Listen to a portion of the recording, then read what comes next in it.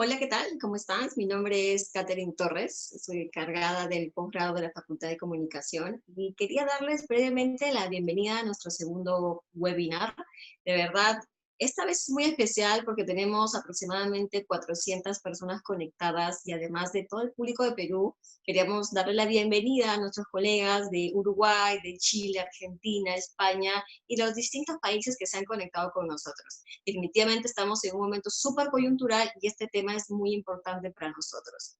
¿Qué es lo que les voy a decir? Cosas súper básicas. Lo primero es que todos, como se habrán dado cuenta, han entrado con el sonido muteado para justamente evitar las interferencias.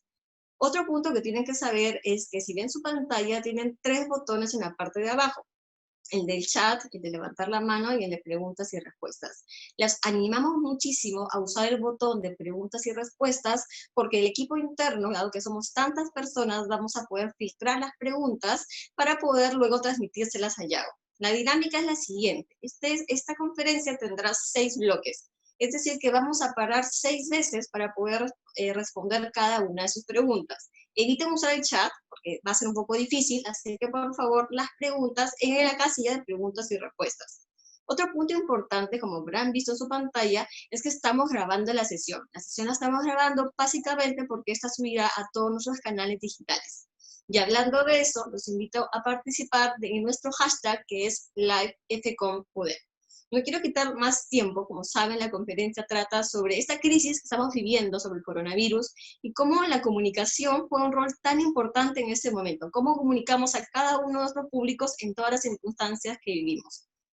Tenemos un expositor de lujo. Hoy nos acompaña Yago de la Sierra, que es un profesor del IESE y de la Universidad de Navarra, y con nosotros Yago es profesor de nuestra maestría y nuestro programa especializado en comunicación corporativa. Yago, bienvenido, te cedo la palabra y bueno, estaríamos todos atentos a todo lo que nos tengas que enseñar el día de hoy. Pues realmente es un placer estar con ustedes. Cuando Catherine y la decana de la facultad, Sandra Orejuela, me han invitado a tener este seminario online, he aceptado inmediatamente porque, aparte de aprender lo que es normal, y no son ideas mías, son mejores prácticas en la comunicación de crisis que pueden tener mucho sentido en estas circunstancias, aparte tenía especial interés en que algunas de las lecciones que hemos aprendido por las malas en Europa, sobre todo en Italia y en España, ustedes que han pillado la crisis con un poco más de tiempo, ustedes puedan prepararse mejor. He preparado una presentación que se basa en una conferencia que di a los antiguos del IESE, que está disponible en Internet. Pero evidentemente, si tengo que explicar cómo reaccionar ante la crisis en estas situaciones de riesgo, voy a utilizar muchos de los argumentos que hemos usado ayer. Pero aquí he decidido adaptarlo a sus circunstancias, a las circunstancias de América Latina. Y empezamos. Entonces, es muy importante para nosotros empezar con los principios de la comunicación. ¿Okay? Los principios de la comunicación son fundamentales porque si no somos capaces de entender qué es lo importante en esas circunstancias, tomaremos decisiones antes de pensar. Yo creo que están ustedes viendo la presentación. Si no me equivoco, si me equivoco, ¿me dicen? No, todavía no la vemos, pero ¿Todavía no la esperamos. ven? No. Ok, vamos a compartirla.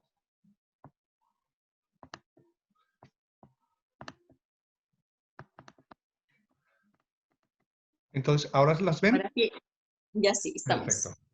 Muy bien, pues entonces, lo importante es entender los principios. Los principios. ¿Qué principios nos deben inspirar? En primer lugar, y esto es algo conocido y creo que me dirijo en muchos casos a responsables de comunicación de empresas, nosotros sabemos, pero es importante darlo a conocer a nuestros jefes, que las percepciones son tan importantes como los hechos. Ahora mismo estamos todos buscando indicadores claros que nos digan hacia dónde vamos, qué ha pasado, cuántos contagiados, cuántos curados, cuántos fallecidos y datos que tengan que ver con la evolución económica, de los datos sobre los bancos, la tasa de descuento, los préstamos, qué novedades ha habido en la cadena de suministros. Todos estos datos, que son números duros, son muy importantes.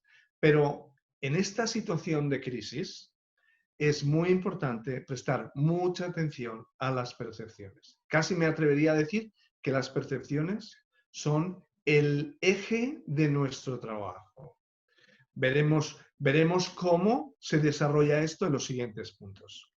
El segundo principio que me parece que es ilustrativo es que la responsabilidad de la empresa no es reducir la percepción de riesgo. O con otras palabras, las empresas no tienen que conseguir que la gente, los empleados, los clientes, las autoridades públicas, las comunidades locales, etcétera, no tienen que conseguir que tengan menos miedo.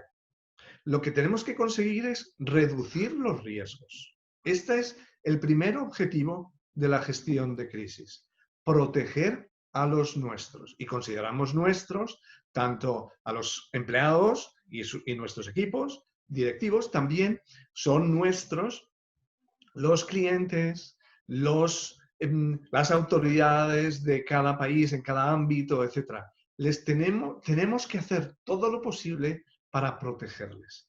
En tercer lugar, evidentemente, tenemos que conseguir que esa percepción del riesgo, ese miedo que tiene la gente por lo que va a pasar, responda a la realidad. Tenemos que conseguir que la percepción y la realidad se identifiquen. Por lo tanto, desde el punto de vista de comunicación, podemos hacer mucho. Y esto no es solo en un sentido. Es decir, hay mucha gente, como veremos ahora, hay mucha gente que piensa que esto, digamos, el coronavirus, es una cosa gravísima, es como el ébola. Y no es cierto. Y hay otros que piensan que es como una banal gripa. Y tampoco es cierto. Entonces, nuestro trabajo no es quitar el miedo, sino es que el miedo responda a la realidad.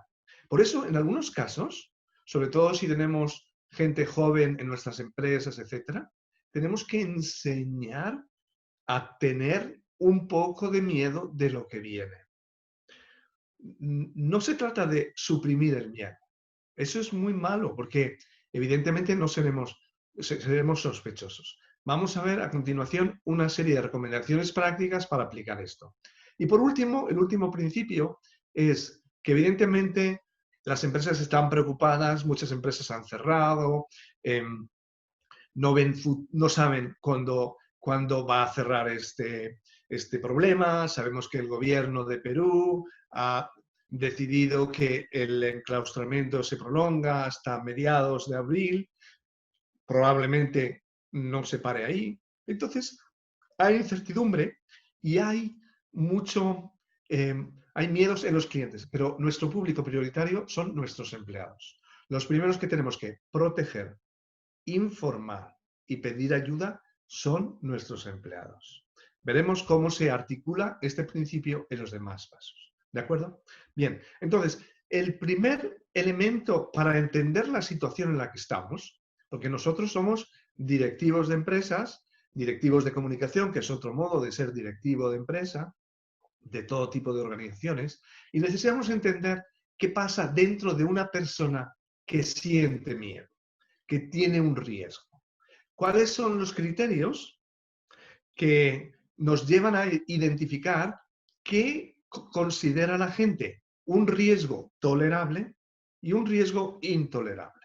Bien, pues el hecho es que los riesgos lo que producen es miedo, y miedo es un sentimiento sumamente fuerte. Es uno de los sentimientos humanos que bloquean la razón y bloquean la responsabilidad. En todos los códigos penales se sabe que quien obra por miedo es menos responsable. Por lo tanto, tenemos que saber que lo que tiene la gente es una espada de Damocles encima y tiene miedo. Sabemos que esta percepción del miedo es subjetiva, depende de muchos factores. Depende, en primer lugar, de la edad. Cuanto más joven eres, menos sientes el peligro. Los jóvenes se sienten muchas veces inmortales, se sienten que pueden asumir riesgos, sobre todo si los riesgos se dirigen a algo que es en el futuro lejano, dentro de 20 años. Yo siempre me acuerdo de un caso muy interesante en que un organismo público de salud quería reducir la tasa de cáncer de piel. Y se daba cuenta que la gente joven, la gente sobre todo entre 15 y 25 años, no usa nunca protector. Y cuando investigaron por qué no usan protector, decían, no, es que los jóvenes si les dices que dentro de 30 años tendrás cáncer, te miran como si fueras un marciano. Y esto pasa a los jóvenes. Los jóvenes distintos de los mayores. La educación. Cuanta más educación, más controlas el riesgo. Cuanto menos educación, tienes más tendencia a tener más miedo. Y también las responsabilidades. Es decir, si yo tengo responsabilidades en mi empresa, tengo responsabilidades en mi familia, tengo responsabilidades en mi organización, es muy normal que sienta el riesgo y que más intensamente y por lo tanto me atenace. Entonces, además, hay un factor interesante que es que no conocemos a nuestros públicos prioritarios bien. Hay muchos datos que se nos escapan. Entre los empleados podemos más o menos conocer a la gente, pero a lo mejor no sabemos que en su casa tienen una persona mayor que vive con ellos, un abuelo, una abuela, los dos. Tiene una persona vulnerable porque tiene una enfermedad eh, que hace que esté más en riesgo. Y estas cosas no las sabemos y nuestros públicos tienen cierto reparo en contárnoslo. Por lo tanto, tenemos que saber que hay muchas cosas que no sabemos. Y luego tenemos que saber que los riesgos tienen que ver con dos factores. El primer factor es la familiaridad. Tenemos menos miedo de lo que hacemos todos los días, aunque sea muy peligroso. Y tenemos más miedo en lo que es novedoso, en lo que pasa muy de vez en cuando. En segundo lugar, el segundo factor es el control. Nosotros, cuando controlamos lo que está pasando, tenemos menos miedo. Esto es muy importante y por tanto depende de persona a persona. Fíjense, digamos, mis padres me compraron una moto cuando yo tenía 11 años y siempre he tenido moto, o sea, hace ya mucho tiempo, no voy a decir la cifra exacta. Pero en la moto, el que conduce es el que asume más riesgos y el que va detrás está más protegido.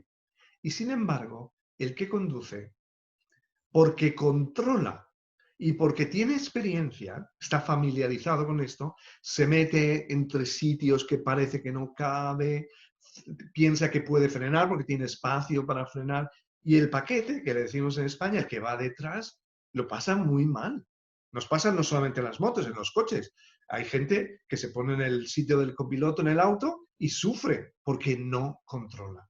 También nos pasa con los riesgos domésticos.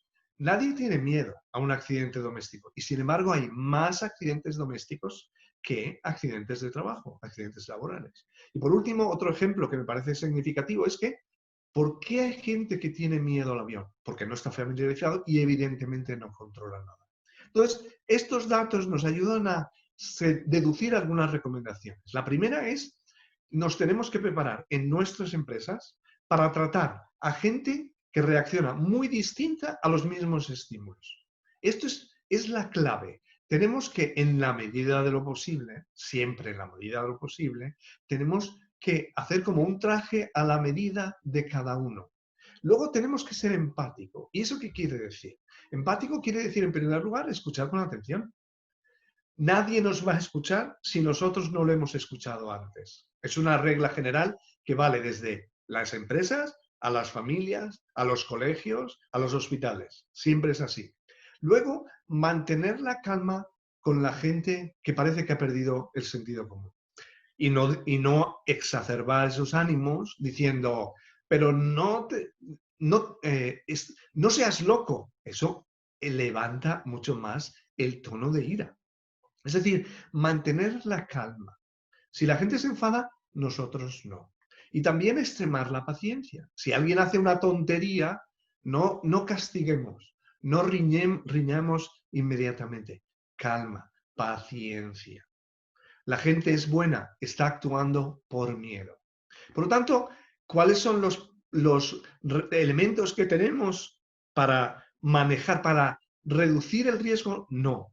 Para conseguir que el riesgo sea adecuado a la realidad, son dar información para que sea familiar y, en segundo lugar, dar instrumentos de control. Tenemos que dejar que la gente se proteja a sí misma. Si la gente tiene instrumentos para protegerse, si sabe qué tiene que hacer, si conoce las consecuencias del virus, entonces la percepción del riesgo será menor. Y eso es importante para nosotros, porque necesitamos devolver la racionalidad a una situación de miedo. O sea, los miedos pueden causar más problemas que el virus, pero no hay que reducir el riesgo, hay que reducir la percepción equivocada del riesgo. Hemos quedado que íbamos a hacer vamos a responder preguntas de este primer bloque. No sé si tenemos preguntas. Por ahora no nos ha llegado ninguna pregunta. Sigamos, Perfecto. cuando vayan saliendo más, pues te doy el pase. Perfecto, muy bien. Pues el segundo bloque es pensar en el futuro. A veces en la comunicación lo que hacemos por error es pensar que la gente lo que quiere es saber lo que ha pasado. Pero ¿qué ha pasado? ¿Quién se ha contagiado? ¿Cómo es posible que se haya contagiado? ¿De dónde venía? ¿Con quién está en contacto? ¿Qué daños hay? Siempre referidos al pasado. Pero realmente la preocupación de la gente se refiere al futuro, a lo que les puede pasar a continuación. Es como si aceptaran el daño ya causado. Y lo que se interrogan es, ¿y ahora qué me va a pasar? ¿Y ahora qué va a pasar con mi trabajo? ¿Y ahora qué va a pasar con mi empresa? ¿Y ahora qué va a pasar con mis vacaciones? ¿Y ahora qué va a pasar con mis niños? ¿Y ahora qué va a pasar con las notas del colegio? Etcétera, etcétera. Entonces, nosotros tenemos que darnos cuenta que es clave hablar del futuro.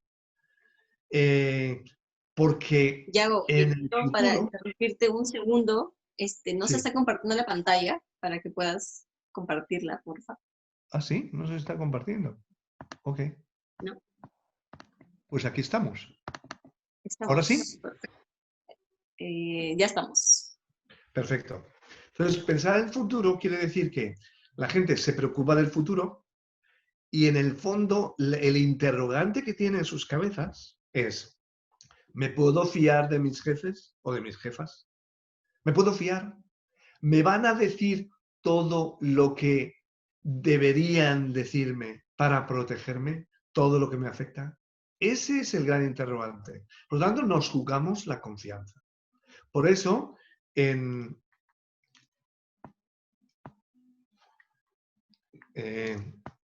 esto a veces cuando cambio de... Ok. Y esto es fundamental, pensar en el futuro. Entonces, cuando sucede una crisis como la que estamos viviendo, que no será la última, que habrá otras, etc., en el fondo se preguntan qué tipo de organización estoy metido.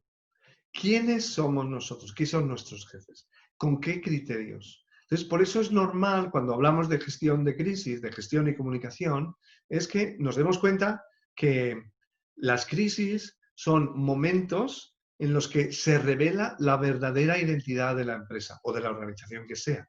Cuando se ven realmente los criterios, las prioridades de la organización y de sus directivos.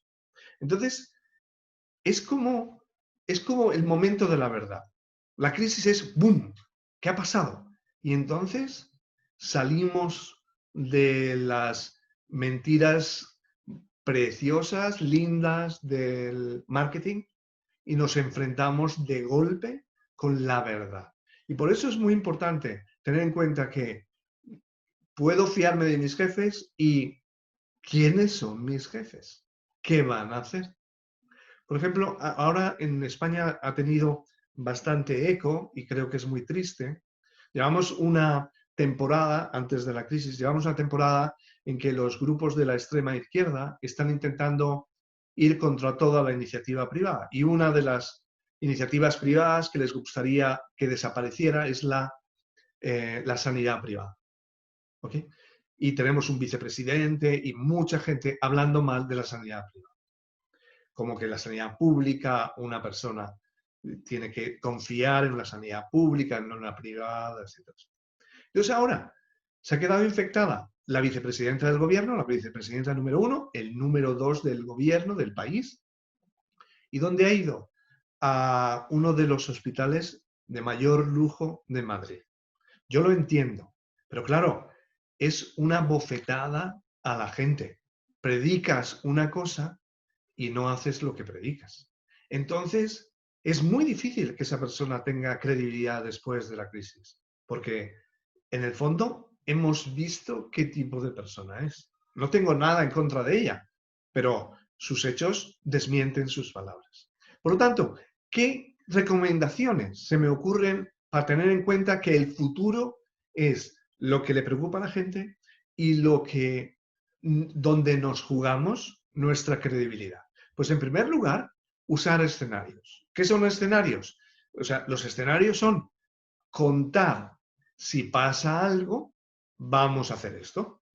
Esto es clarísimo. Necesitamos conocer el futuro. Les he puesto aquí una foto de un camión porque yo les recomiendo una debilidad que yo tengo, que es que cuando yo manejo detrás de un camión, es como cuando me pongo más nervioso. ¿Por qué? Porque no veo lo que viene detrás. Necesitamos saber lo que viene detrás. Si nosotros estamos a 500 metros de un semáforo que está rojo y lo vemos, estamos tranquilos, sabemos que está rojo. Si estamos detrás de este camión, empezamos a preguntar, ¿qué pasa? ¿Hay un accidente, etcétera? Tocamos el claxon. Necesitamos conocer el futuro. Entonces, un escenario no es otra cosa que la aplicación a la gestión y comunicación de un instrumento médico, que es el análisis de los síntomas, el diagnóstico, cuáles son las realidades de esa enfermedad y cuáles son sus causas, y luego el tratamiento, cuál es el plan de acción. Entonces, esto es lo que tenemos que comunicar. Tenemos que comunicar diciendo, si pasa esto, pongo un ejemplo. Ustedes, digamos, ustedes van a estar encerrados en casa hasta mediados de abril, hasta el 12 o 13 de abril, me parece. Entonces, para nosotros nos han dicho que el 11, pero probablemente se prolongará. Entonces, tenemos que saber, bueno, ¿y si nuestra fábrica está cerrada en abril? Uno. Segundo escenario, ¿y si tiene que estar cerrada también en mayo? Tercer escenario, ¿y si tiene que cerrar en junio? Cuarto escenario, ¿y si tiene que cerrar en julio? Es decir, no hacemos previsiones negativas, lo prevemos todo. Si pasa esto, este va a ser el problema, estas van a ser las medidas. Para hacer esto, lo que necesitamos es ser transparente, porque en el fondo estamos contando cuáles son nuestros planes. ¿Por qué es importante ser transparente en una crisis? Porque solo manifestando confianza en nuestros públicos nos devolverán esa confianza incluso aumentada. Si nuestros públicos, si nuestros empleados en primer lugar, si nuestros bancos, si nuestros accionistas, todos los públicos, si ellos ven que no les contamos lo que está pasando, que nos reservamos la información, ellos harán lo mismo, desconfiarán de nosotros. Y no hay nada peor que liderar o intentar liderar una organización que está desunida. Recuerden que las crisis, la esencia de una crisis es la ruptura de las relaciones de la empresa o de la organización con sus públicos prioritarios. La esencia de la crisis es la desunión interna y externa. Por lo tanto, todo lo que hagamos para reforzar esta unidad es lo que nos permitirá salir de la crisis no solo bien, sino incluso con más fuerzas, con más energías, con relaciones muy fuertes. Por lo tanto, tenemos que confiar en la gente. A veces me preguntan, bueno, pero hay que ser transparente con todos. No, hay que ser transparente con los que tienen derecho a saber. Y nosotros eso lo sabemos. Si tomamos una decisión dentro de la empresa que va a afectar a los empleados, tenemos que contarla. No nos queda más remedio. Si vamos a tomar decisiones que afectan a préstamos, inversiones, etcétera, tenemos que comunicarlas al mercado. No nos queda otra. Porque nos jugamos la credibilidad. Y en este sentido, añadiría un consejo que es, en mi opinión, bastante importante. Las empresas que tengan en el comité de crisis, he puesto CMT porque es normalmente el nombre en inglés, Crisis Management Team, el comité de crisis, el equipo de crisis, el equipo de incidencias, como quieran llamarle. Si en su empresa tienen un comunicador preparado, ustedes han recibido una bendición. Por eso es muy importante. Ahora, antes veíamos quién soy yo. También lo vemos aquí. Si nosotros no tenemos un comunicador dentro del equipo y pensamos que la comunicación es una cosa externa, es una cosa que llevan técnicos, pero no tiene que estar en las reuniones donde se toman las decisiones importantes, estamos perdiendo una oportunidad, porque sin comunicación no se arreglan las crisis. Evidentemente, la comunicación no arregla las crisis, pero sin comunicación no se arregla la crisis. El coronavirus no lo vamos a derrotar con comunicación, pero sin comunicación la crisis será peor. Paramos aquí un momento y vemos si hay preguntas. Ahora sí tenemos preguntas. Ya. Adelante.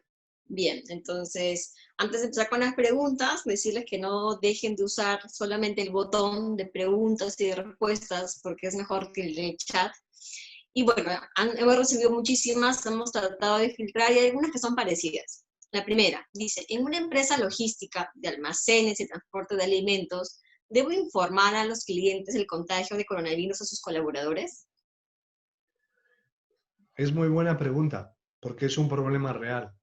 Yo le devolvería la pregunta. Como saben, yo soy gallego, los gallegos somos expertos en contestar a preguntas con otras preguntas. Yo le devolvería la pregunta y le diría, ¿esos clientes querrían saber que un transportista se ha quedado infectado? Si ellos piensan que tienen ese derecho, tenemos la obligación de contárselo. Estamos creando confianza.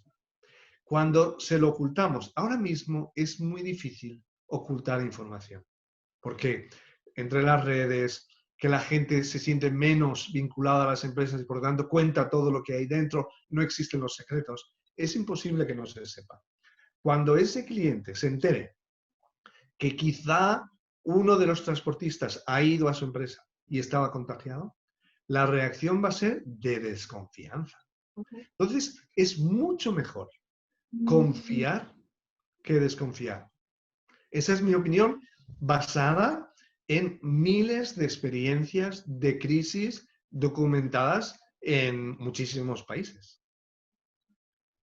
Me parece genial la respuesta y como hablábamos del tema de la transparencia, ¿no? A veces eso debería ser lo más importante, ¿no? Una pregunta que se ha repetido muchísimo y es por las situaciones que vivimos. Dice, ¿cómo se puede generar comunicación efectiva si estamos trabajando de manera remota y por ende hay limitaciones a las que no estamos acostumbrados? Pero ustedes se dan cuenta, esto puede parecer que soy un optimista redomado, ¿ok? Pero ustedes se dan cuenta, ¿qué habría sido esto hace 15 años, sin redes sociales, con un internet muchísimo más rudimentario, con unas conexiones lentísimas? Es decir, digamos, estamos en casa, estamos encerrados, pero muchas personas pueden practicar el teletrabajo y muchas veces los jefes o las jefas pueden comunicarse con sus equipos. Pueden comunicarse del mejor modo, que no es por texto, sino con audiovisuales. Primero audiovisual, donde se transmiten las emociones mucho mejor, y luego el apoyo del texto. Ahora nos ha pillado mal, pero podría haber sido mucho peor. Por lo tanto, evidentemente es difícil comunicar, pero es posible. No estamos aislados de verdad. Yo estoy en Madrid, ni siquiera en Madrid, en un pueblecito cercano a Madrid, conectado con gente de unos 12 países. Podemos trabajar, tenemos instrumentos de trabajo colaborativo. Por lo tanto, claro que podemos comunicar. Evidentemente la gente, digamos, va a ser más difícil conectar, pero lo podemos conseguir. Bien. Dice, con una situación tan cambiante día a día, tenemos que tener filtros para seleccionar la información que vamos a compartir a nuestros públicos. ¿Cómo tengo que hacerlo? ¿Cómo selecciono esta Sí, información? es muy buena pregunta. Yo creo que tengo como dos consejos respecto a esa pregunta. La primera es que tenemos que encontrar fuentes de información que sean fiables. Hay muchísimo ruido. Por lo tanto, nosotros tenemos que ir a fuentes de información que digamos que son las autoridades públicas del propio país, quizá nacional o regional, local, lo que sea, y algún experto que nos ayude. Tenemos que seleccionar. Seleccionar quiere decir rechazar tajantemente, no solo transmitir informaciones que no están contrastadas, sino ni siquiera leerlas. O sea, nos contaminan las informaciones falsas. Por lo tanto, lo primero es seleccionar fuentes y mantener con constancia, con perseverancia esas fuentes. Lo segundo, a veces podemos tener en las empresas o en las organizaciones de todo tipo, podemos tener la tentación de recomendar a la gente mejor dicho, podemos tener la tentación de filtrar la información. Es decir, que alguien de la empresa busca información fiable y se la pasa a los trabajadores o se la pasa a los equipos de dirección, etc. Eso es muy peligroso porque no tenemos certeza de la fiabilidad de una información. Entonces, tenemos que sugerir algunas fuentes fiables, pero luego que cada uno acuda directamente. Muchas veces, como la situación precisamente es fluida, necesitamos que la gente diga, si tú quieres información de los muertos, no te la voy a dar yo, la miras aquí y revísala todas las veces que quieras. De tal manera, poner en contacto directo a nuestra gente, a nuestros equipos, con fuentes fiables. No intentar mediar. ¿Okay? Estos serían mis dos consejos. Perfecto. La última, para poder volver al bloque de exposición, dice, ¿quiénes deben ser los voceros principales ante los colaboradores de una empresa? ¿Quiénes deben comunicar esos planes futuros?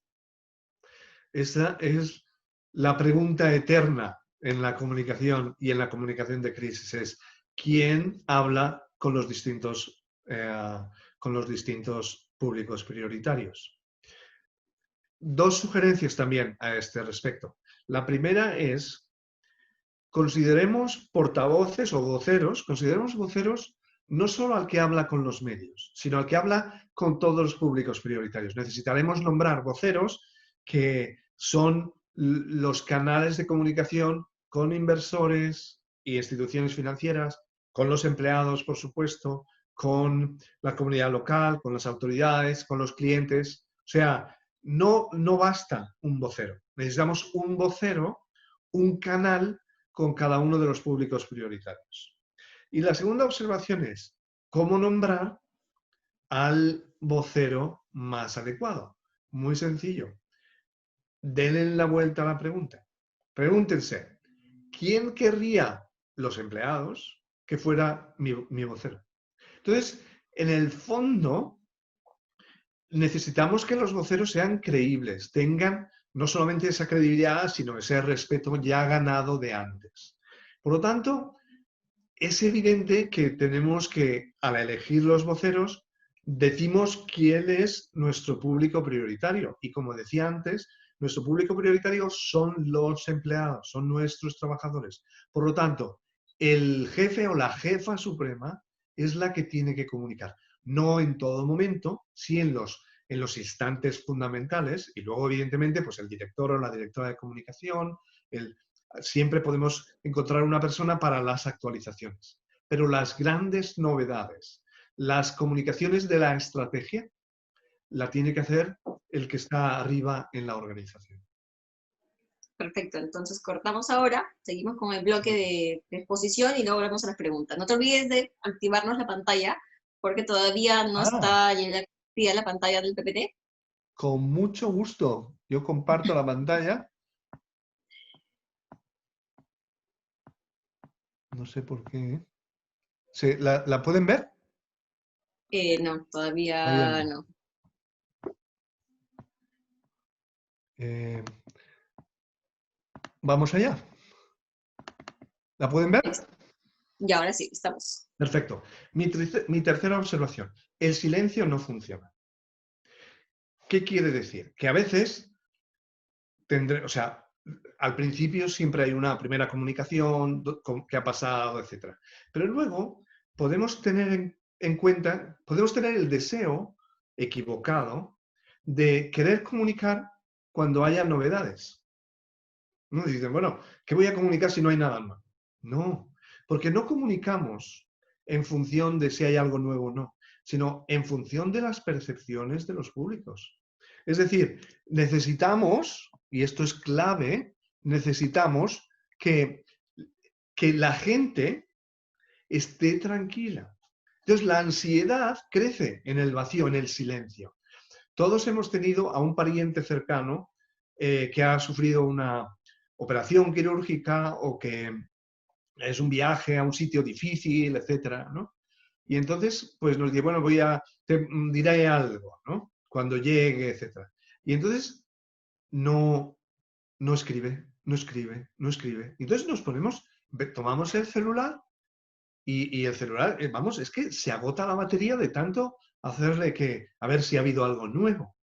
Entonces, decir a la gente, ya te contaré cuando llegue, no es buena idea. Tenemos que satisfacer esas expectativas de la gente. Sobre todo porque en el silencio es cuando creemos cualquier cosa. Si yo no recibo información del hospital y me llega una noticia del hospital, como no tengo con qué contrastarla, me la creo inmediatamente. Entonces, necesitamos dar tranquilidad a nuestra gente. Dar tranquilidad lo vemos cuando hablamos con un niño pequeño, dar tranquilidad, o con un enfermo, dar tranquilidad no es dar información, es estar al lado, es conectar, es ser empáticos, el estar ahí, el esperanzar con el futuro. No le vamos a decir, esto no te duele, no. Esto te duele, pero se te va a pasar. Sí. Necesitamos conectar. Y por lo tanto, como además la gente está distraída, porque es lo que pasa en las crisis. Y sobre todo cuando hay riesgos, cuando hay amenazas, cuando la gente dice, ¿qué me va a pasar? Entonces, no presta atención. Podemos mandar un correo largo con muchas ideas y la gente no llega al final. Y si llega al final, se ha distraído. Y además preguntan muchas veces las mismas cosas. Y dice, pero si acabo de contestar esto, pues otra vez y otra vez. Entonces, por eso necesitamos, en primer lugar, actualizar frecuentemente la información, que a veces querrá decir actualizar simplemente diciendo no hay novedades respecto a la información de ayer. Ya está. Eso tranquiliza. Yo no ha habido nada. Fantástico. Ya estoy seguro de que no ha habido nada. Luego, nos tenemos que adaptar a la elección de canales. Antes decía, ¿qué vocero elegimos? Elegimos el vocero que el público en cuestión considera creíble. Entonces, nos tenemos que adaptar a ese vocero y también a los canales. Hay noticias que no podemos mandar por escrito. Hay noticias que tenemos que llamar por teléfono antes de ponerlo por escrito. Si hay un fallecimiento, una enfermedad grave, no podemos despacharla así con un correo de cualquier manera. Tenemos que tratar a la gente como merecen. Y los más afectados con una crisis, y una crisis de este estilo, tienen el derecho de ser tratados de manera individual. Lo lógico sería ir a verles, pero en esta situación no podemos ir a verles. Utilicemos el teléfono, utilicemos Skype, utilicemos Zoom, utilicemos más imágenes uno contra uno. Luego, tenemos que aprovechar estas actualizaciones para desmentir los errores. es una magnífica oportunidad para decir, hemos visto en los medios o hemos visto en redes sociales algunos rumores que son falsos y en concreto esto es lo que realmente ha pasado. De esa manera, nosotros aprovechamos la oportunidad para dar información verdadera. A veces nos tenemos que preguntar, bueno, ¿y cuáles son los errores importantes? Esa es una pregunta que tiene trampa, porque a veces decimos, los errores importantes son las grandes falsedades. No, los errores importantes son los errores que la gente se cree. Si hay un error madornal, increíblemente grande, pero nadie se lo cree, pues entonces no hay que desmentirlo.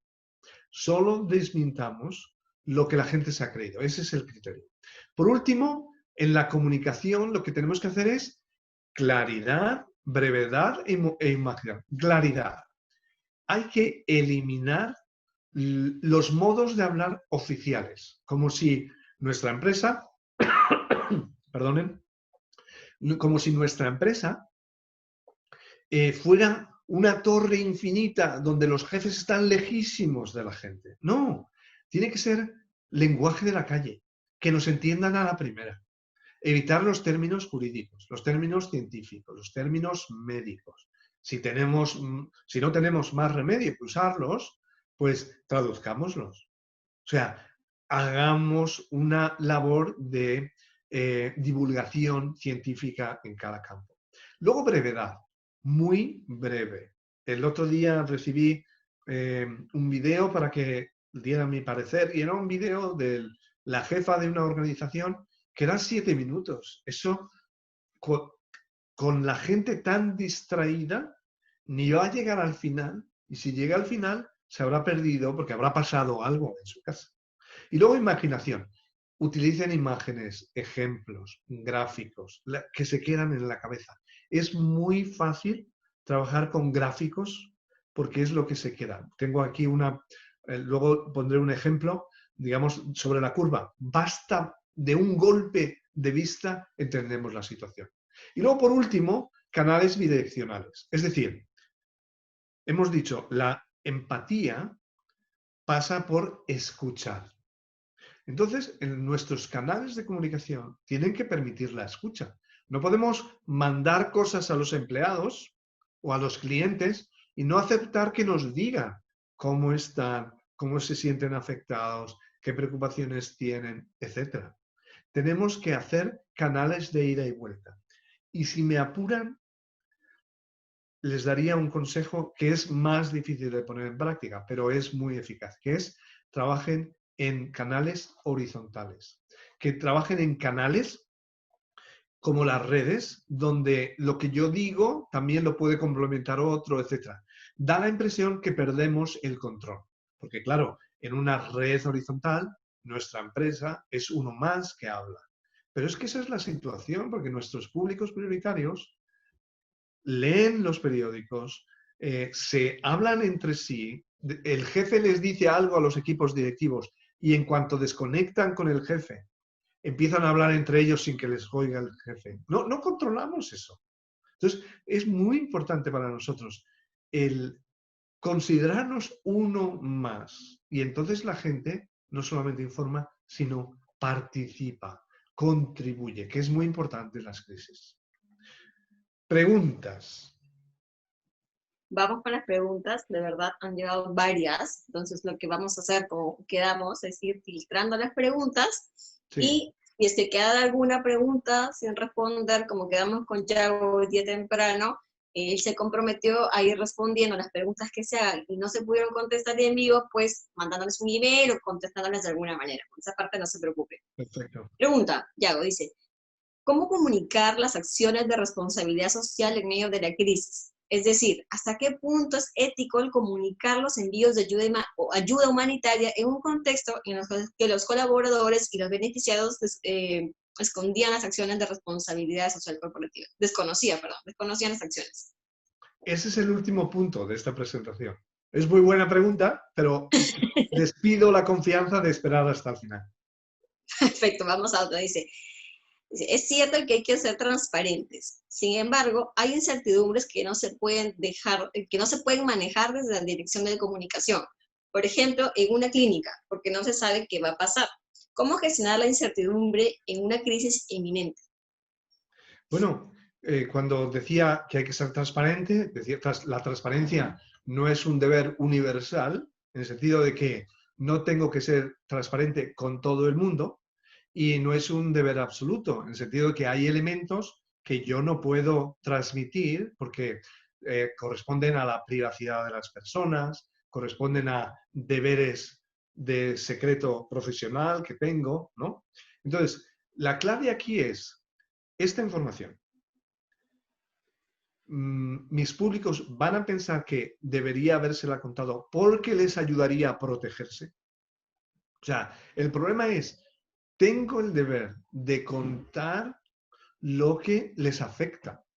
Por ejemplo, ustedes saben probablemente, porque lo han leído en la prensa, que el foco número 1 de contagios en el norte de Europa ha sido una estación de esquí en Austria, ¿no? Donde estaba en plena temporada de esquí, estaba lleno de gente y la estación de esquí tiene, digamos, una zona para el post-esquí, etcétera, etcétera, ¿no? Uno de los camareros se infectó. Lo llevaron, se lo dijeron al jefe y el jefe dijo, no voy a decir nada porque entonces se acaba la temporada. Entonces, esto lo vamos a saber, pero vamos a ver. Yo tengo el deber de decir que, oye, la persona que te ha atendido hoy tenía el virus. Es una obligación.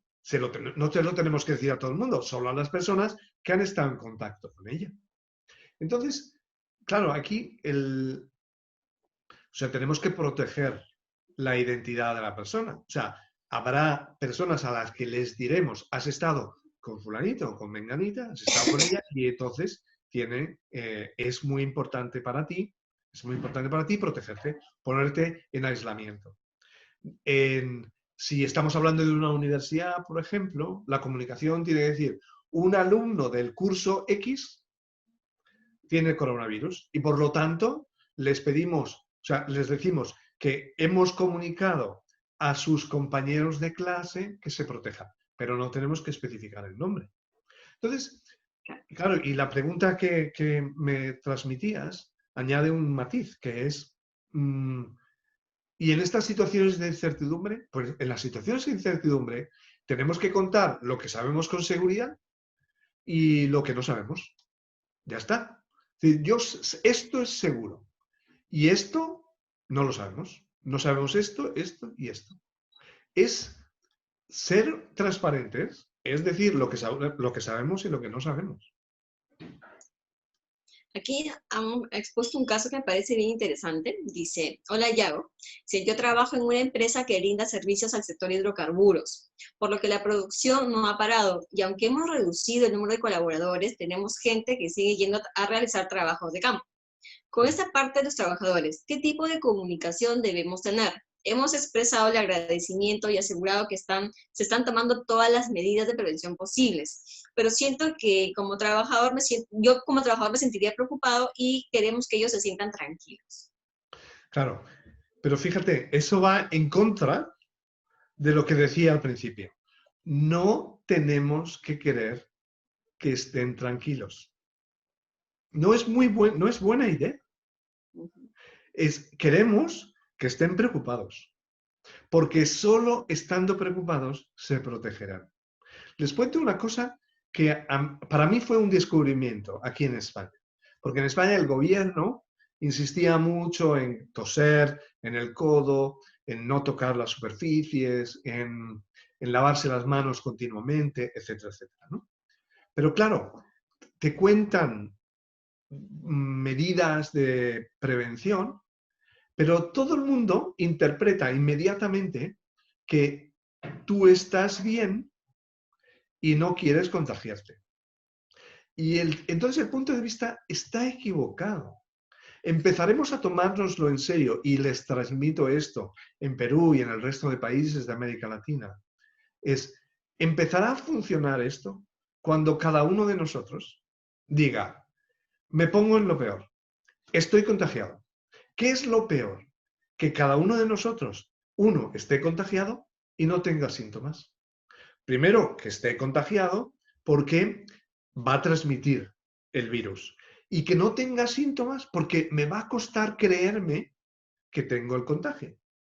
Entonces, si todos transmitimos esto, somos muy pedagógicos a la hora de transmitir. Señores, lo más importante es que todos actuemos como si tuviéramos el virus sin síntomas. Y entonces, no vayas a ver a tus parientes mayores, no intentes eliminar las visitas innecesarias a comprar el pan, a comprar el cuarto bote de pasta de dientes, que ya llega un momento que dice, bueno, para, ¿no? Si te estás acaparando pasta de dientes para los siguientes 10 años. No, no, no, no. O sea, ser prudentes es yo no quiero contagiar a nadie. Ese es el mensaje.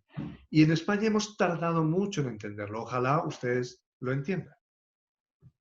Entonces, en los hidrocarburos, lo que tienen, digamos, evidentemente, ellos tienen que saber cuáles son los riesgos reales. Y yo creo que una empresa funciona bien cuando expone los riesgos reales a sus empleados y no les obliga. Tenemos que darles a conocer los riesgos y a continuación decir quién quiere libremente asumirlos. No podemos forzar, porque luego nos van a mentir, porque luego nos van a llevar a juicio. No. Los héroes, ahora mismo hay muchísimos héroes, no solo médicos, ¿no? Sobre todo en Europa están cayendo como chinches, ¿no? Pero también transportistas, también gente que trabaja en alimentación, gente de seguridad, policías, ¿no? Infraestructuras. ¿Qué haríamos sin que funcionen las infraestructuras de Internet, etcétera, etcétera? Abastecimientos. Esas personas están asumiendo más riesgos que los que estamos en casa. Pero tiene que ser algo voluntario. Voluntario después de comunicarles lo que ha pasado.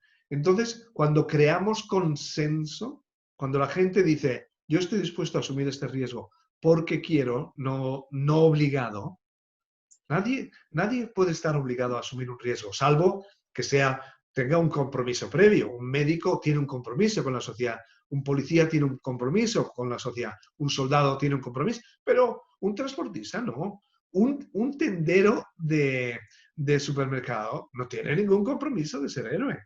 Si lo es, porque quiere. Así es. Una pregunta más, me parece interesante. Dice, esta persona trabaja de todas maneras en un área de comunicación y dice que todas las demás comunicaciones que se tenían programadas se han parado solo porque están hablando del coronavirus. ¿Qué Sí. tiempo recomiendas para que vuelvan otro tipo de comunicación que no sea necesariamente este tema? Que pregunte a los públicos prioritarios. Evidentemente, cuando hay una crisis, comunicación trabaja más y marketing se para. No lanzamos nuevos productos, no lanzamos campañas, etcétera, ¿no? En situaciones de crisis, marketing tiene que estar muy tranquilo, muy callado, volveremos esto al final. Entonces, la comunicación, por eso lo sabremos hacer si les escuchamos. Si tenemos instrumentos de escucha activa con nuestros públicos, sabremos cuándo hay que comunicarles, qué hay que comunicarles, qué esperan de nosotros. Yo, por ejemplo, tengo un Toyota y ha habido un rumor que durante la crisis del coronavirus los seguros no cubrían a los que conducían. A los 2 días, Toyota me ha mandado un correo diciendo que sepas que estás cubierto si tienes que utilizar el auto. Ya está, no necesita más. Es una información muy útil. ¿Por qué? Porque el rumor había crecido y como nadie me había dicho nada, en general la gente se lo cree. Pensemos en lo que espera la gente. Dice, en esta crisis puntual para un gobierno, por ejemplo, ¿cuánta autonomía deben tener los expertos, médicos, infectólogos, etcétera, a la hora de comunicar? ¿Ellos deben ejercer la vocería? Vamos a ver. La vocería la tiene que tener alguien con credibilidad. ¿Ok? Entonces, cuando yo veo un político Por mucho que sea el alcalde, el gobernador, un ministro, y no tiene ni idea de medicina, yo instintivamente no me fío. Es un político. Yo no estoy criticando a todos los políticos, porque hay políticos muy responsables. Yo aquí me gustaría romper una lanza por las autoridades políticas de Italia, que han decidido tomar el toro por los cuernos y realmente hacer todo lo que tenían que hacer, aunque la opinión pública les ha criticado al inicio, ya no. Entonces, ¿quién tiene que ejercer la vocería? En cada momento, la persona que es creíble. El líder, los líderes de las empresas o de las organizaciones, no son los que más saben probablemente de nada. Los líderes son los que mandan, son los que coordinan equipos, los que toman esas decisiones basadas en las opiniones de los expertos. Por lo tanto, en la comunicación es muy importante que las decisiones las comunique quien ha tomado las decisiones y las explicaciones de cómo están las cosas las den los expertos. Al revés no funciona. Al revés no es creíble. Estamos viendo, por desgracia, portavoces que sabemos que han mentido, no tienen credibilidad. Entonces, todo lo que dicen lo ponemos bajo la lupa de la sospecha, que es lo que vamos a ver el siguiente punto, y entonces no tiene efectos esa comunicación porque está hablando una persona de la que no nos fiamos. Perfecto, no tengo más preguntas, entonces Pues volvemos seguimos. a la exposición y hay que compartir la presentación. Compartamos la... Muy bien, pues Vamos. el siguiente punto es, tenemos una maratón. ¿Ok? Esta es una ciudad muy querida para mí, he vivido muchos años en Roma y además muchos amigos míos han corrido la maratón. Lo que tenemos delante es una maratón, no es una carrera de 100 metros lisos, ni siquiera de 400, ni siquiera de 1500. Son más de 42 kilómetros. Entonces, aquí para nosotros es muy importante que por delante tenemos muchos meses. Y precisamente por esto, y esto puede parecer que no es comunicación, pues yo creo que sí lo es. Precisamente por esto vamos a afrontar unas jornadas de trabajo agotadoras. Vamos a tener un trabajo agotador o algo que nos cansa muchísimo, que es descanso sin hacer nada, que es más agotador. Entonces, tenemos que reconocer los líderes empresariales, incluyo a los directores de comunicación, tenemos que reconocer que no somos Superman, que tenemos que nos fallan las percepciones y nos fallan las fuerzas. Entonces, tenemos que trabajar de manera que al comunicar seamos capaces de, en primer lugar, trabajar en equipo. Entonces, tenemos que hacer turnos. Todos tienen que hacer turnos. El directivo de empresa que piensa que es Superman y trabaja más de 2 días seguidos durante 20 horas, a no ser que sea un caso de emergencia, porque si él no trabaja no pasa un tren, que es muy raro. Entonces, si no es así, el que se considera inmortal y que se considera que puede trabajar todas las horas que quiere, creará unos problemas inmensos a su organización. Hay que saber decir basta. Hay que saber decir, mi sensación de cansancio no es real, porque vivimos gracias al café, gracias a la adrenalina. No, tenemos que decir, ahora turnos. Nunca, por mucho que una empresa tengas que trabajar 24 horas al día, los 7 días de la semana, necesitamos descansar. Necesitamos hacer grupos de trabajo donde se delega y se informa lo que se ha hecho. El jefe o la jefa que quiere hacerlo todo es un idiota y se va a cargar su empresa. Va a hacer mucho daño. Tenemos que delegar. Si me apura, tenemos que conseguir que se sepa qué hay que hacer en cada momento y el jefe o la jefa tiene que, en primer lugar, movilizar. O sea, la tarea del jefe o de la jefa no es hacer cosas, es apoyar a la gente que está haciendo cosas. Tenemos que saber pedir ayuda, eso es movilizar, y mantener el espíritu alto de todos nuestros colaboradores. Tenemos que fijarnos quién está cansado, quién está preocupado por algo. Tenemos que alentarles, tenemos que darles esperanza. Esto va a ser muy duro, pero hay un después. Esa es la verdadera tarea del jefe. Los jefes que no delegan son una maldición en sus organizaciones. ¿Ok? Preguntas. Estoy poniéndome ya cada vez más español y más duro, ¿verdad? Bien, bien. Sí, tengo una pregunta acá que me parece, dame un segundo. Sí. Pregunta.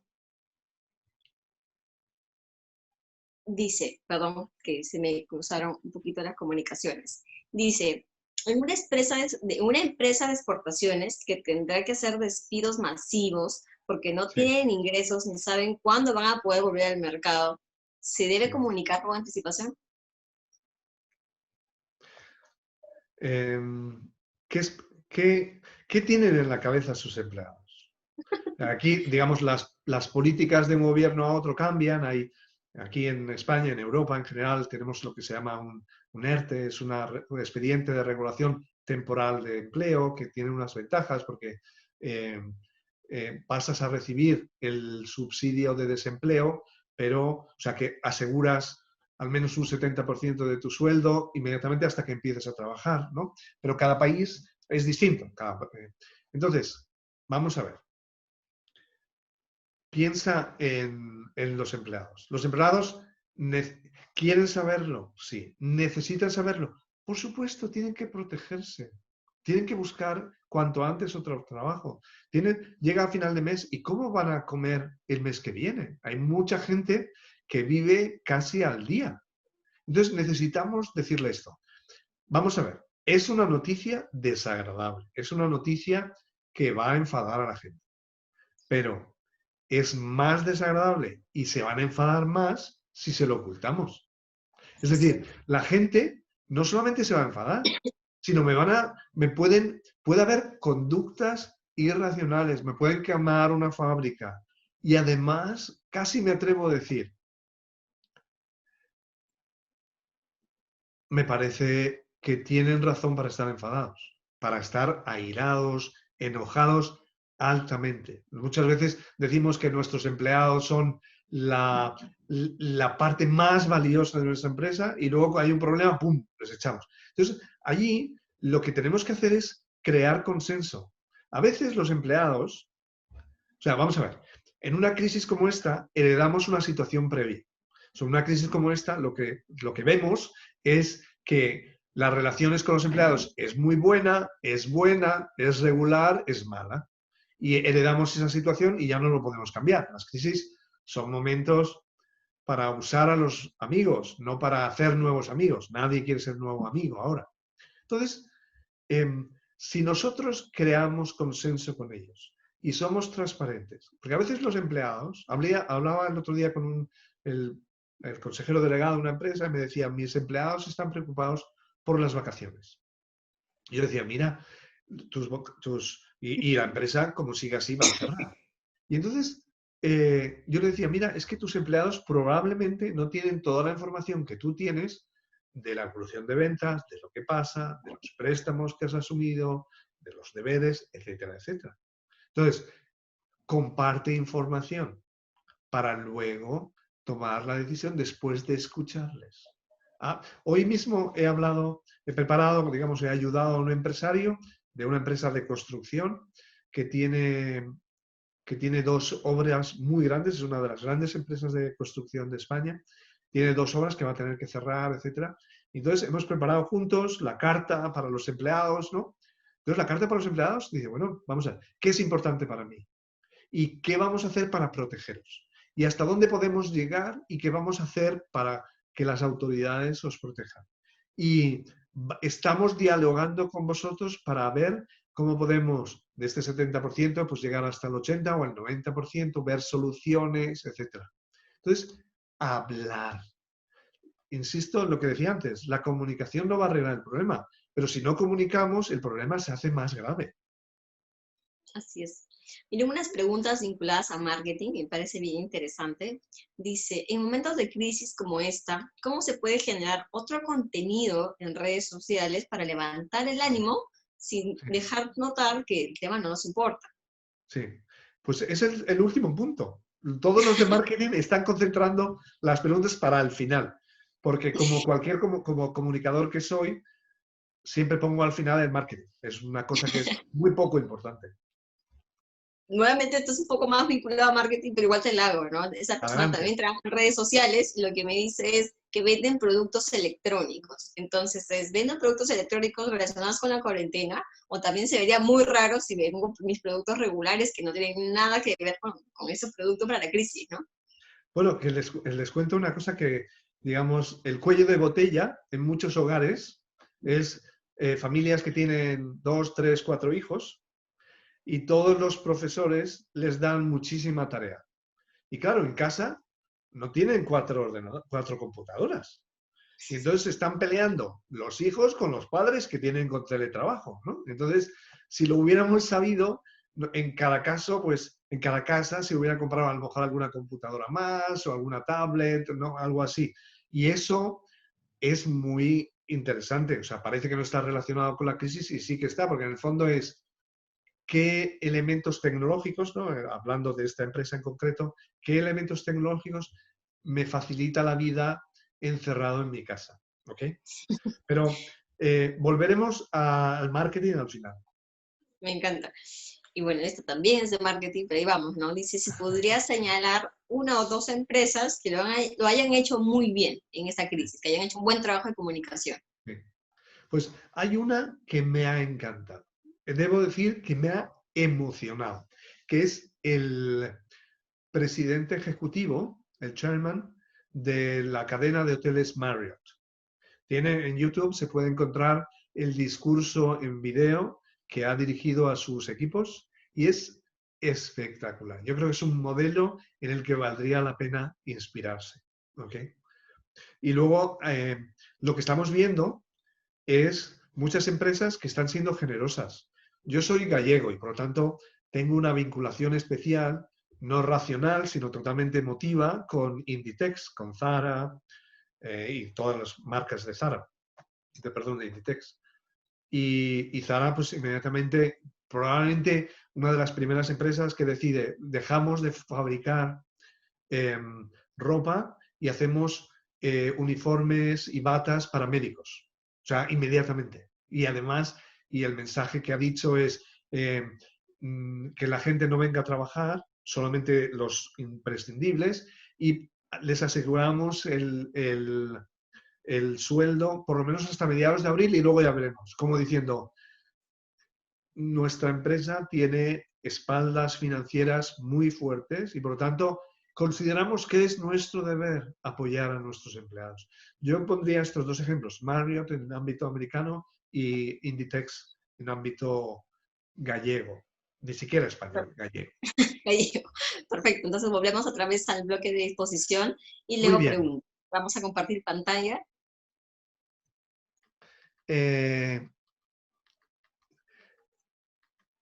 entonces, esto es, vamos a ver.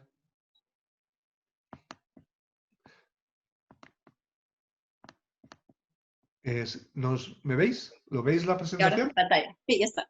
El sexto y eh, la última recomendación o la descripción de lo que está pasando. Tenemos que favorecer el altruismo. ¿Y esto qué quiere decir? Bueno, pues que la gente evidentemente quiere saber qué está pasando.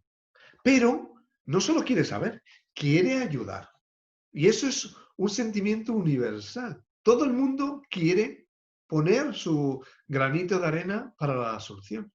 Y es muy importante para ellos que puedan ayudar. Porque la parte anímica de una crisis y la parte anímica de los riesgos es fundamental.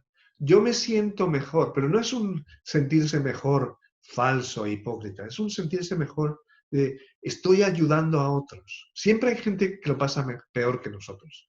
Por lo tanto, es muy importante para ellos y es muy importante para nosotros que ellos vean que nuestra organización se pone en movimiento para ayudar a otros. Tenemos que darnos cuenta que en la situación en la que estamos, los gobiernos tienen equipos, tienen soldados, tienen médicos, tienen policías, pero están al límite.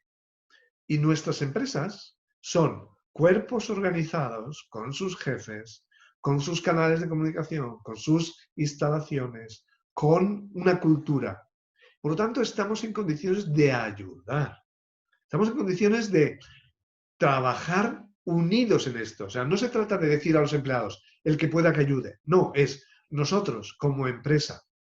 ¿Qué podemos hacer?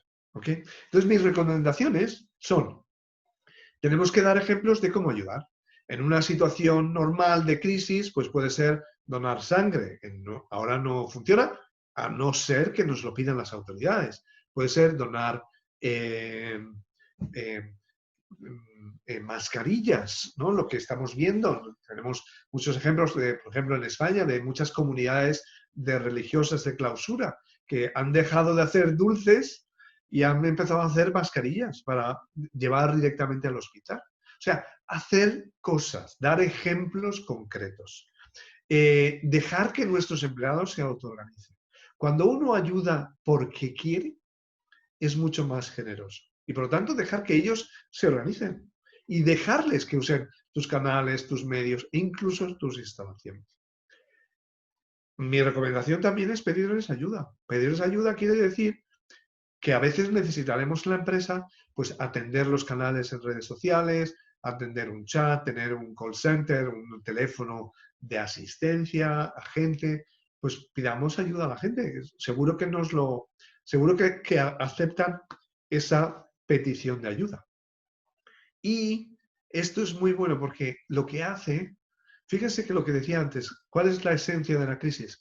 La desunión, la ruptura de las relaciones entre nuestra empresa, nuestra organización y nuestros públicos prioritarios.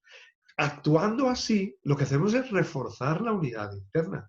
Yo me siento muy orgulloso, yo lo digo muchas veces porque para mí es un orgullo. Soy de un equipo de fútbol que rara vez gana, que es el Atlético de Madrid. Pero el Atlético de Madrid, ¿cómo ayuda? Entonces, si el Atlético de Madrid ayuda, yo me siento mucho más unido al Atlético. ¿Ok? Entonces, ese unirse alrededor del propósito corporativo es muy importante. ¿De acuerdo? ¿Preguntas? Sí, yo creo que aquí podemos volver con de hecho, la primera pregunta que se nos hizo sobre cómo comunico temas de responsabilidad social y no se me veía como Todavía extraño. no hemos llegado al final. Entonces vamos a otra. Me pareció muy interesante y de hecho comentar que hay más de 80 personas probablemente de Uruguay que se inscribieron y hay algunas que están en línea y que te hacen esta pregunta. Dice, buenas tardes, trabajo en una fundación educativa en Uruguay que se financia a partir del aporte de empresas que financian nuestros programas y proyectos.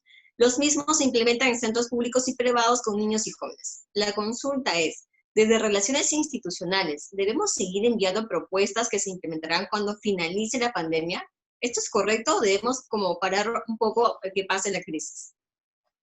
Vamos a ver, la gente está distraída. Todo lo que le mandemos ahora no va a prestar atención si no tiene que ver con algo que les preocupa ahora mismo. O sea, no tiene sentido hacer campañas ahora que no se refieren. Por ejemplo, yo he recibido ayer una comunicación, yo soy socio de una organización de Naciones Unidas que se llama ACNUR, es el Fondo de Ayuda a los Refugiados, ¿no?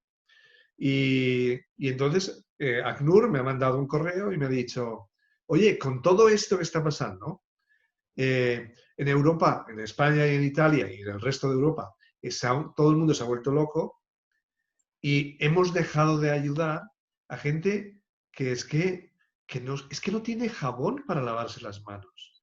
O sea, ¿qué estamos contando? O sea, estamos metidos en Europa contemplando nuestro ombligo. O sea, hacer el favor. Entonces, ese correo a mí me ha ayudado diciendo, tienen razón, tenemos que ayudar a todos los refugiados y por lo tanto inmediatamente he hecho un donativo, ¿no? Porque Porque eso sí que funciona, porque me han puesto delante un problema que a lo mejor no sabía. Y es un correo muy breve con una foto de 3 chicas eritreas, realmente que te toca el corazón, pero dices, yo estoy preocupado de si tengo fiebre o no, ahora lo voy a decir, creo que estoy empezando a tener fiebre. Y entonces, bueno, voy a tener fiebre, ¿qué pasa? ¿Qué pasa? No pasa nada. Y hay Bien. gente que se está muriendo. Entonces, esto, en el fondo, podemos comunicar cuando no perdemos de vista lo que llaman los gringos, ¿no? La big picture, la visión general. O sea, este es un buen momento para pedir ayuda para muchas causas, ¿ok? Pero para otras no. O sea, para causas en que ahora se están desatendiendo. ¿Ok? Súper interesante. Esta pregunta me No parece te voy a también, dejar hacer otra pregunta porque me vas a hacer otra pregunta de marketing y la no, no voy a es de contestar. marketing. De hecho, es una pregunta de periodismo y me gusta mucho porque ahora justamente los periodistas cumplen un rol súper importante, ¿no? Sobre cómo lo informas, en qué sentido lo informas. Entonces, esta persona lo que te dice es que en Lima, de hecho, hasta en alguna conferencia tuya previa, dice, en Lima, relataste sobre tu trabajo como periodista, en específico como corresponsal de prensa extranjera. Quisiera saber sobre tu opinión sobre el componente ético en nuestro trabajo. ¿Cuál debe ser la conducta ética de un comunicador en estos tiempos? Se entiende que todos debemos unirnos para enfrentar la crisis, pero los periodistas deben expresar públicamente apoyo al presidente y los ministros. ¿Qué tenemos que hacer? Vamos a ver. No es una pregunta, son tres, ¿ok? Son tres preguntas, pero vamos a ver. En primer lugar, evidentemente hemos descubierto la importancia que tiene un periodismo serio, porque el periodismo serio es el que controla las fuentes, el que profundiza. Y ahora mismo estamos con cantidad de información falsa por bromas o falsa por experimentos o falsa con malicia. Entonces, tener nuestros medios de comunicación de los cuales nos podemos fiar es fundamental. ¿Okay? Primer elemento. Hay que reconocer el papel de los medios de comunicación. Por lo menos, cada uno tiene que ver en su país qué medios de comunicación están haciendo periodismo serio. Ese es el primer elemento. Segundo elemento. El desafío ético tiene mucho que ver con cómo informamos. Entonces, si yo en la portada tengo 25 noticias sobre el coronavirus y una sobre los programas en Netflix, estoy creando pánico. Y eso es mi responsabilidad. Deberíamos aplicar, los periodistas debemos aplicar las reglas que se han dado siempre en todo lo que es crear pánico. ¿Saben qué tiene que ver con el pánico? El terror. Desde siempre, en los países que ha habido terrorismo, los medios de comunicación serios se han puesto de acuerdo con el gobierno, es decir, cómo informamos sobre el terrorismo de tal manera que no les hacemos el juego. O sea, el terrorista lo que quiere es salir en los medios, crear terror a través de la noticia. Entonces, nosotros evidentemente es un caso distinto, pero está cerca. Entonces, el desafío ético de los medios es contar lo que está pasando y al mismo tiempo dar esperanza. Es decir, buscar activamente noticias que nos den esperanza y reducir el tono de tensión. Esto es muy importante.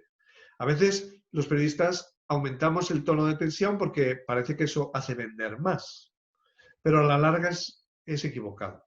Ese es mi segundo comentario. Y mi tercer comentario es, los medios de comunicación son los únicos instrumentos de control del poder.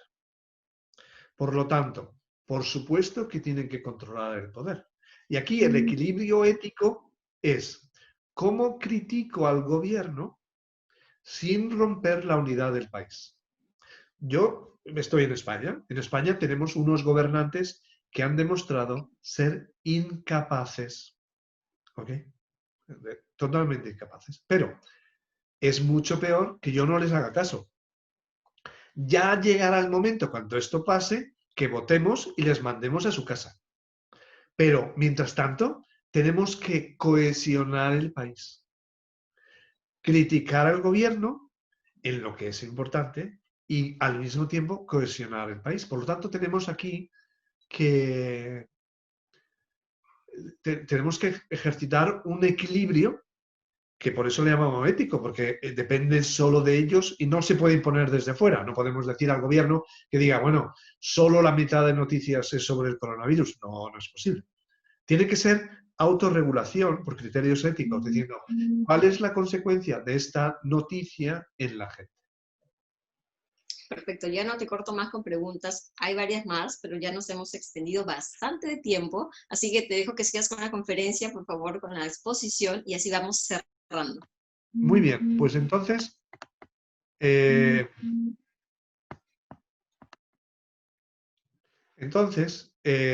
la última cosa es, ¿qué tenemos no solo en los empleados, sino también en nuestros clientes? Desconfianza. ¿En qué sentido? Que no todas las empresas sufren en la crisis. Evidentemente, las ventas han subido en alimentación, las ventas han subido en farmacia, las ventas han subido en productos electrónicos, las ventas han bajado en otras cosas, están pasándolo muy mal los peluqueros, los dentistas, todos los que tienen que trabajar cerca, ¿no? Entonces, hay que tener muchísimo cuidado de conseguir benevolencia cuando la gente nos mira con sospecha. Entonces, ojo con las campañas de marketing. Ojo con publicitar el bien que hacemos. Entonces, mis recomendaciones aquí es, ojo, he puesto aquí esta foto, ¿no? Que es de una película, pero en fin, ¿no? Que es oportunista. El oportunista es el que le está dando la mano y le está robando el anillo. Entonces, ¿cuáles son mis recomendaciones? Tenemos que ayudar y no presumir. O sea, eso es fundamental. Entonces, tenemos que comunicar las acciones que hacemos, sí, pero tiene que ser una comunicación tan humilde que no sea vista como el favor que hacen los ricos a los pobres, ¿ok? Como una manipulación. O sea, ojo con ser percibido como oportunista. Y estamos viendo muchos ejemplos. Tenemos, por ejemplo, muchas ofertas de empresas digitales, que por ejemplo Zoom, que estamos usando ahora en esta comunicación, que han dicho, regalo el acceso a Zoom sin límite de tiempo a todos los colegios. Bien, pero díselo a los colegios, no contrates un anuncio para decir qué buenos somos, porque entonces eso es un boomerang que nos viene de vuelta con más fuerza por un sitio que no esperamos. Por tanto, yo les animaría a que lo que hagan bien lo hicieran con la competencia y lo comunicaran con la competencia. Es decir, que trabajen unidos con los aparentes enemigos, de tal manera que vean que se unen por un fin superior, que no tienen un interés propio. ¿Ok? Esto me parece muy importante. Y ya para terminar, ¿cuál es la conclusión? ¿Cómo vamos a acertar en las empresas para tomar decisiones que afectan a nuestros públicos? Pensar en el largo plazo. Pensar cómo queremos estar en julio, en agosto, en septiembre. Pensar en esto. En el fondo, lo que tenemos que darnos cuenta es que si tenemos un problema económico muy fuerte en nuestra empresa, el enemigo no son los empleados. El enemigo es el coronavirus. Y empresa y empleados tienen que juntarse para luchar contra el coronavirus, ponerse de acuerdo. No, si la empresa que decide cortar amarras con todos los stakeholders, con todos los públicos prioritarios, tendrá dinero en el banco cuando termine esta crisis y no tendrá relaciones, porque le habrán perdido el respeto de la gente. Por lo tanto, piensen en el largo plazo y eso les ayudará a acertar. Y con esto, no sé si hay más preguntas, no sé cómo vamos de tiempo porque no tengo el reloj conmigo. La verdad es que vamos muy mal de tiempo, yo creo que ya debemos cortar. Hay muchísimas más preguntas que, como dijimos al inicio, si es que no se contestaban en vivo, pues Yago, buenísimo, nos va a contestar de manera diferida, no se preocupe. Yo creo que para cerrar lo que te pediría es darles una ayuda a nuestros amigos de marketing, porque yo creo que sí es importante el tema de cómo comunico positivo, cómo comunico esperanza en este contexto, ¿no? Sí.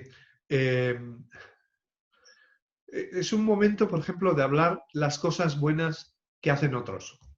No ponerse medallas. Es un buen momento para preocuparse de la gente. ¿Qué podemos hacer por vosotros? Escuchar. En el marketing, evidentemente, tenemos que estar preocupados porque las ventas van a bajar prácticamente, no en todos los sectores, pero en muchos sectores, ¿no? Entonces, ahí digamos, acertaremos cuando trabajemos al servicio de nuestra gente. Es decir, no estamos en una situación normal en que la gente no compra. Estamos en una situación que la gente tiene mucho miedo. Entonces tenemos que hablar como hablamos con una persona que tiene miedo, como hablamos con uno de nuestros hijos que tiene miedo porque hemos apagado la luz y cree que hay un monstruo debajo de la cama. ¿Ok? Bueno, ¿esto es racional? No, claro que no es racional. Pero no le damos una bofetada diciendo, no seas cobarde. Le digo, bueno, ¿qué tal? Estoy aquí un rato contigo, voy a poner una lámpara debajo para que veas que no hay nadie, lo que sea. O sea, son razones que son muy emocionales y que evidentemente cuando un niño está preocupado, cuando tiene miedo, cuando tiene pánico, pues no es el momento de transmitir, bueno, entonces tienes que hacer tus deberes. El niño o la niña está con la cabeza en otro sitio. Entonces el marketing es muy importante que sepan medirse, que sean capaces de decir, este es el momento de esta campaña muy suave, muy tranquila, muy poco, ¿cómo diría yo? Muy poco presumida. En el fondo sería muy bueno que las campañas fueran, que todas las empresas buscaran los héroes de estos días y que hablaran de esos héroes. De tal manera que héroes de mi empresa y de otras empresas. No tengo que hablar solo de mí. No tengo tanta credibilidad. En el fondo la gente va a sospechar, este lo que quiere es vender más. Y en estas circunstancias, la gente tiene que tener completamente claro que no queremos vender más, que estamos preocupados por ellos, no por nuestra cuenta de resultados. Aunque también estamos preocupados por nuestra cuenta de resultados porque evidentemente nuestra empresa da servicio a muchos públicos. O sea, hacemos el bien, pero siempre ellos en primer lugar. Bien, ya definitivamente este tema da para más. La crisis nos ha generado muchas oportunidades, creo, en todos los sectores. Desde nuestra tribuna, que es la de educación, trataremos de seguir manteniendo a todos nuestros alumnos y a toda la comunidad de la Universidad de Piura y de otros países que se han unido hoy día, Uruguay, Chile, Argentina. De verdad, muchísimas gracias por estar conectados. Trataremos de seguir haciendo muchas más actividades. Yago, gracias por tu tiempo. Necesitamos cortar porque Encantado. sabemos Esto que es es lo un poco mejor que tarde. podía hacer cuando en medio de la fiebre. Bueno, por favor, cuídate, Yago. Y bueno, gracias a todos por estar conectados con nosotros. Síganos en Twitter con el hashtag LiveFCOUDEV y pronto estaremos colgando este video y esperamos definitivamente seguir haciendo muchas más de estas conferencias. Muchas gracias y gracias, Yago, otra vez. Hasta la próxima y aprendan de nuestros errores. Protéjanse.